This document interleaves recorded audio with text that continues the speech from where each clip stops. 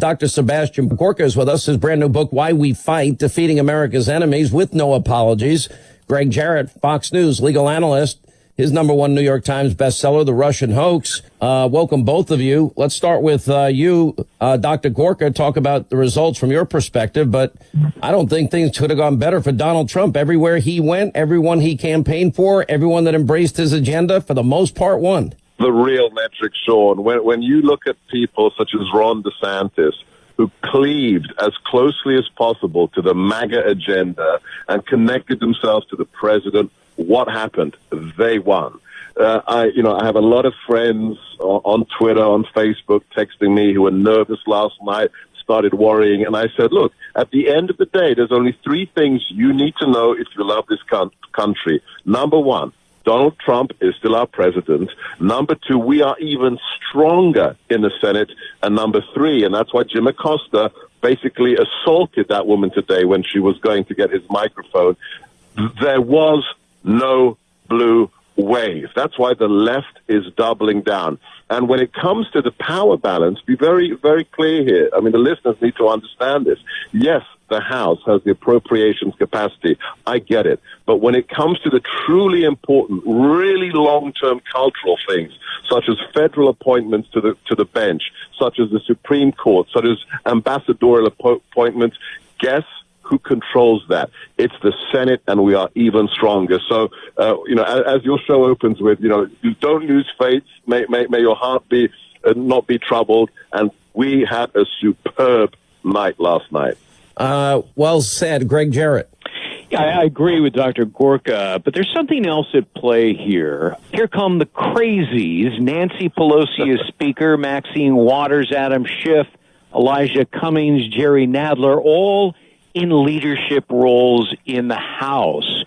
And the argument is that this is actually, to some extent, a gift to Donald Trump. These are all of the individuals who will undertake the kinds of investigations that will absolutely turn off Americans. Schiff will be head of the Intel Committee. He's going to do a shadow Russia collusion investigation. He already said he's accusing the president of a money laundering scheme with Russia, and he's going to investigate. Jerry Nadler likely wants to investigate Brett Kavanaugh, and we know how that went for Democrats. The Ways and Means Committee will likely try to get their hands on President Trump's taxes, accusing him of emoluments violation, which is legally absurd. And of course, Maxine Waters, once named the most corrupt member of Congress, is head of the Financial Services Committee, for goodness sakes. Well, by the way, she issued a threat like Schiff in the hen house. Well, she issued a threat, so we're going to do to you what you did to us. I don't know what the hell that means, to be honest. I will be the first African American, the first woman to chair the powerful Financial Services Committee. That's all of Wall Street. That's all the insurance companies. That's all the banks. What am I going to do to you? What I'm going to do to you is fair. I'm going to do to you what you did to us. Sean, there's another point that Greg's absolutely right on the crazies taking over the committees. But there's the issue of all the people who were supposed to be the fresh, young faces of the Democrat Party, whether it's Gillum, whether it's Beto. What happened to them, Sean? They're dust. The President of the United States was very, very happy. The MAGA agenda is still on the rails, and it's going to be for another 6 years, Sean. I would argue it's not only on the rails, it's stronger than it's ever been. I mean, all right, got to take a quick break. We'll come back more with Dr. Sebastian Gorka, more with Greg Jarrett. All right, as we continue with Dr. Sebastian Gorka and with Greg Jarrett, it has been 2 years of never ending, and both of you have been on this journey with me, and we've been on it together.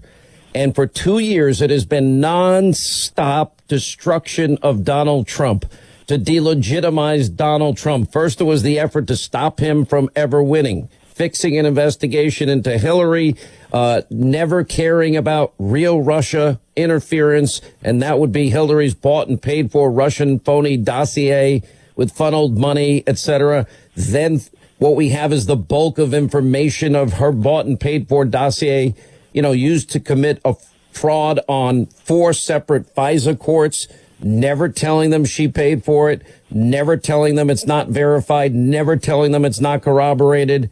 It's used to disseminate false information to the American people before 2016 and then to help destroy Donald Trump when they put the special counsel together. Even though Lisa Page and Peter Strzok said there's no there, and we found nothing in 9 months, then we get a media leak strategy, which then puts some light on what the insurance policy was. We have 25 Justice Department FBI officials, high-ranking, either retired, demoted, or fired as a result of all this, and we haven't even begun to get to the end of it. What happens now with all of this? Does this go away when Devin Nunes now, hands over the gavel to Adam Schiff? What do you think, Greg? Some of it goes away, absolutely. And by the way, everything you just said is in my book, how the FBI and the Department of Justice framed Donald Trump. And there was no collusion. There's no obstruction of justice. Well, what about the Senate? Yes. Can't they pick up on this now? Well, the House Judiciary Committee will be chaired likely by Lindsey Graham, who is the Senate Judiciary. He is not going to let this go. Acts of what I believe are illegality by the likes of James Comey, Andrew McCabe, Lisa Page, Peter Strzok, and others. He's not going to let that go. So I think while the House will let it go under Democratic leadership, the Senate won't if Lindsey Graham has anything. And I'll tell you something else. Once Jeff Sessions leaves, and he will leave, he'll be replaced by somebody who is actually competent. That individual will, I am confident, present the evidence against these individuals I've just named to a grand jury and let them decide whether criminal charges should be brought. I wonder if Jeff Sessions would think about running for his old Senate seat again, because that's up in 2020. I don't think he could get elected dog catcher in my judgment. I bet in Alabama he could get elected. That would be my guess. But, one of the things now is, and this is going to be interesting to watch, I think it's predictable what Democrats do. I don't think that Nancy Pelosi is going to be able to stop Maxine Waters from wanting to pursue impeachment, or Gerald Nadler, or Adam Schiff. And my big prediction is the Democrats are going to do what they always do, and that is they're going to overreach. They're going to forget they were voted into office by the people to solve problems. They think they were sent there to destroy Trump. That's not why they were sent there. Maybe it's from some of the more liberal districts. But if that is their agenda, which I would bet it is almost all of it, and then free everything, that I think all it does is pave the way for even a bigger victory for Trump in 2 years. 2020 is now a cakewalk for the president. Look at the map.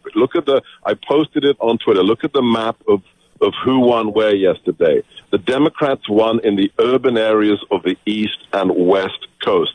They are out of touch with America. When they initiate impeachment proceedings, which they will, which will fail because you cannot convict without 2/3 of the Senate, and we have the Senate, then Americans will realize that the $40 million Mueller has spent and proven no Russian collusion is going to be just the tip of the iceberg, and it will switch off Americans in the tens of millions. And that's why 2020, we will be in even more powerful position. All right, we got to take a break. When we do, we'll come back. We'll talk more with Greg Jarrett and Dr. Sebastian Gorka. This time, Attorney General Sessions resigns. We'll get their take on all of that and more next. All right, we've been talking all day, the election results. Other big news today, the Attorney General Jeff Sessions resigning after the GOP has the huge pickup in the midterms for the United States Senate. I cannot emphasize how big this was yesterday and how this history rarely happens and how it was on the back of Donald Trump and his hard campaigning that really made all the difference. Anyway, so we continue with Greg Jarrett, author of The Russia Hoax, and also with us, Dr. Sebastian Gorka, we've been talking to about the election. We're keeping these guys over because we got to stay with this. And Dr. Gorka's new book, by the way, is Why We Fight, Defeating America's Enemies with No Apologies. All right, Greg Jarrett, it's something you've hoped for, you've prayed for, you've wanted, you thought should have happened a long time ago.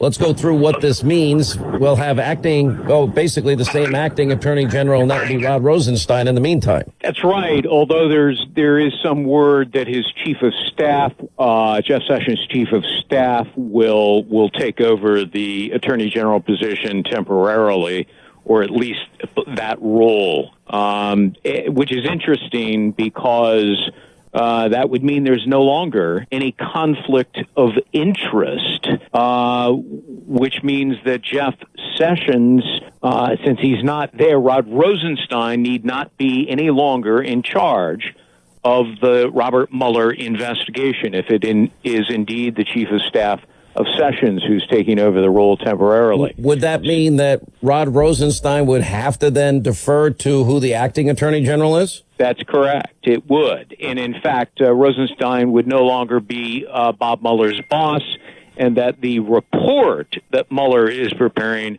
would not go to Rosenstein, but rather the acting attorney general. So that changes the entire dynamics of what will happen. And, you know, obviously the president will nominate somebody to replace Sessions on a permanent basis.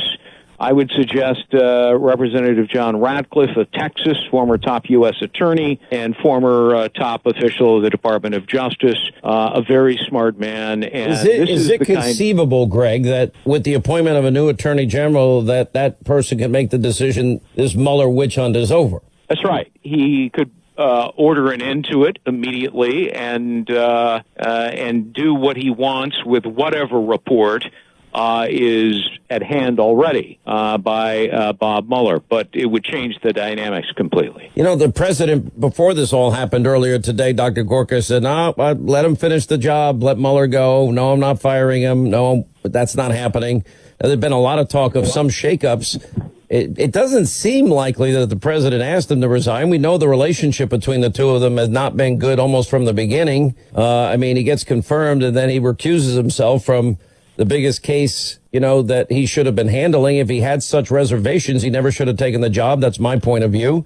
I also feel that he's been somewhat paralyzed in terms of making decisions about people and crimes that we know were committed that are being ignored and seemingly not investigated. This is incredible news. So Greg's absolutely right. So the new AG, when he comes in, will be the equivalent of a new CEO. He gets to make the key decisions. The DOJ was the most corrupted agency of the Obama administration, along with the FBI and the CIA. This individual has to be a real hardcore law and order individual. You know, somebody of the ilk and the standing of Judge Janine, our colleague. But this is where the rubber meets the road on can we drain the swamp. I'll tell you a personal story. I said I'd never speak ill of members of the Trump administration while they're serving. The Attorney General has resigned. Yeah, Matt Whitaker's the acting Attorney General, that we know. And the president did tweet out a nice thank you to Jeff Sessions, but they did not have a good relationship. Sean, he was out of his depth. We have to, recognize that he was the first sitting senator to endorse candidate Trump, but he was totally out of his depth. I remember meeting the Attorney General early on in the administration in the White House. I just, in passing, mentioned the issue of leaks out of the White House.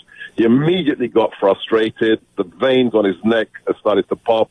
And he said, if you've got leaks in this building, it's your problem. Wrong, Mr. Attorney General. If we've got national security leaks, it's not the security officer in the White House whose job it is to solve. It is yours as the Attorney General. So this is a man who's not fit for duty, and let's bring in somebody who is. He said in his letter, I have been honored to serve as the Attorney General.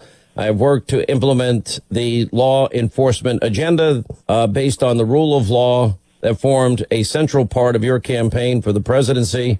He said in a letter to President Trump. The president was gracious back. We knew this was coming. We didn't expect it today, but,